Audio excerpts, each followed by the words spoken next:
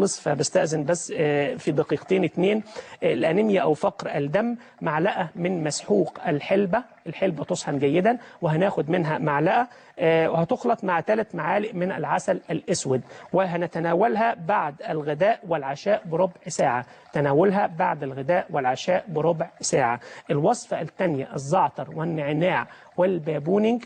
الزعتر والنعناع وزهرة البابونج بكميات متساوية هتخلط جيدا. هناخد معلقة كبيرة من هذا المزيج، هتوضع في كوب من الماء المغلي، تغطى لمدة 10 دقائق وتشرب، تحلى بالعسل وتؤخذ قبل كل وجبة بربع ساعة. هذه الثلاثة أعشاب فيها بعض المكونات النباتية اللي بتساعد على امتصاص الحديد وعلى امتصاص حمض الفوليك، والاثنين دول مهمين جدا لعلاج الأنيميا. الخطوة الثالثة معلقتين من الخميرة زائد معلقة كبيرة من عسل النحل، هتذاب في كوب من الماء وهتؤخذ قبل النوم مباشرة. الخطوة الرابعة وهي في غاية الأهمية، هنجيب البنجر أو الشمندر كما يسمونه في بعض البلاد العربية، هيقطع مثل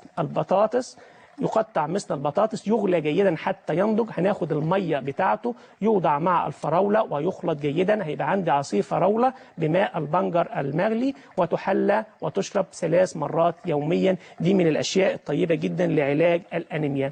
أنا بعتذر جدا لحضراتكم، دايما الوقت بيسرقني معاكم، وبعتذر عن باقي الوصفات.